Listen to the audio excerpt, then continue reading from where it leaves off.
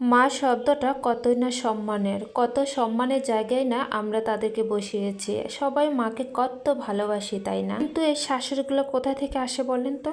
শাশুড়ির প্রসঙ্গ যখনই ওঠে তখনই মানুষ এক গাদা তাদের নামে বদনাম নিয়ে বসে, তাই না? না, অবশ্য আমার শাশুড়ির মতো অনেকেই শাশুড়ি অনেক ভালো, আমি সবার উদ্দেশ্যে কথাটা বলিনি।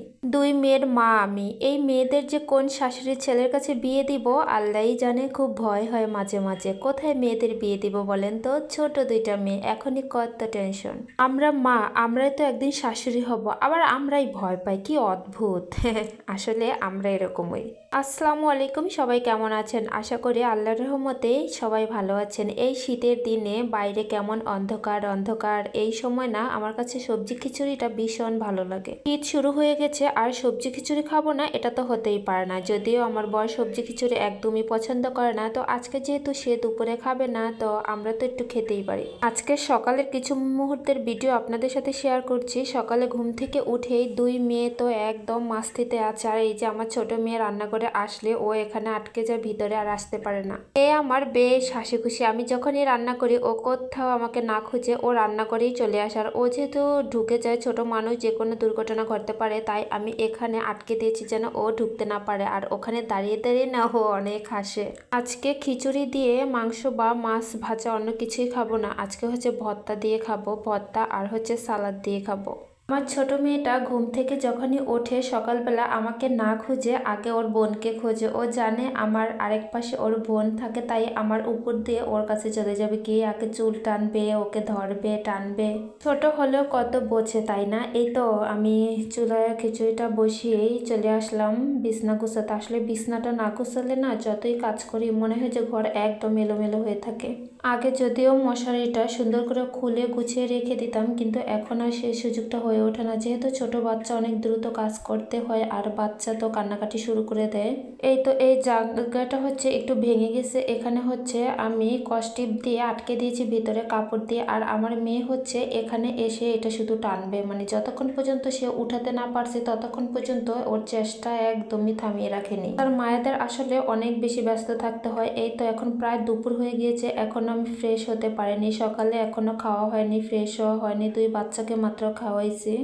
আর পুরুষ মানুষ বাসায় থাকলে তো সেদিন আসলে সময়ের সাথে একদমই নাগাল পাওয়া যায় না, মানে তারা কি বলবো যে তারা আসলে কি চায় আমি কিছুই বুঝি না। তারা চাবে তাদেরকেও সময় দেয়, আবার কাজগুলো যেন পরিপাটি হয়ে থাকে। এই তো বিছনা হচ্ছে রেক্সিন বিছিয়ে রাখাটা আমার একদমই ভালো লাগে না, আর একটা ওয়াটারপ্রুফ বিছনা চাদর এনেছিলাম, চাদরটা একদমই কাজ হচ্ছে না। এটা সব চাদরে এরকম কিনা আমি জানি না, তবে আমার বর চাদরটা নিয়ে আসছিল অনেক শখ করে, যেহেতু বাচ্চা ছোট ও রেক্সিনে থাকতে ভালো লাগে না, ঠান্ডা লেগে যায়, তো চাদরটা এনেছিল, কিন্তু এখানে হচ্ছে হিসু করলে ভিজে যায়, তাই আমি ওইটা কয়েকদিন বিছিয়ে রেখেছিলাম। দুঃখে কষ্টে এত টাকা দিয়ে এনেছে, ওইটা এখন ফেলে দিব যাই হয়েছে, তো দুঃখে কষ্টে আমি কয়েকদিন বিছিয়ে রেখেছিলাম, আজকে ফাইনালি উঠিয়ে ফেললাম। এখন এই তো আমি একটা চাদর বিছিয়ে নিচ্ছি, এর উপরেও রেক্সিন বিছাতে হবে। রেক্সিন বিছিয়ে থাকলে কার কেমন লাগে আমি জানি না, আমি তো রাতে উঠিয়ে ফেলি বাচ্চাকে প্যাম্পার পরিয়ে, তো দিনের বেলা তো অবশ্যই বিছিয়ে রাখতে হয়, করার কিছুই নেই। আর ওর বাবা একদমই পছন্দ করে না এটা, সে আমাকে বলে সারাদিন সারাক্ষণ প্যাম্পার পরিয়ে রাখতে, তো আমি হচ্ছে পরাই না, যেহেতু বাচ্চা আর আমার বাচ্চা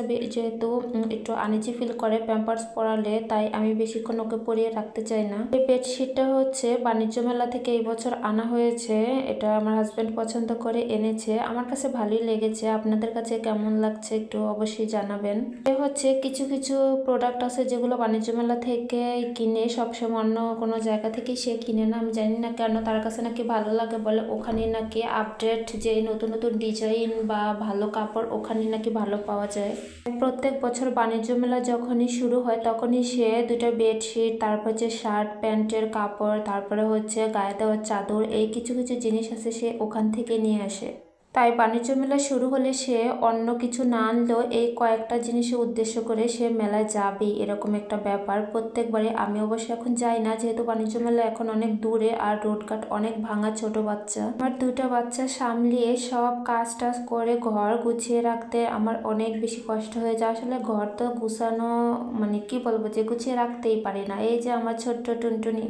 আমার ভিডিওটি ভালো লাগলে সবাই লাইক কমেন্টস দিয়ে অবশ্যই আমার পাশে থাকবেন, সবাই আমাদের জন্য দোয়া করবেন, সবাই ভালো থাকবেন, আল্লাহ হাফেজ।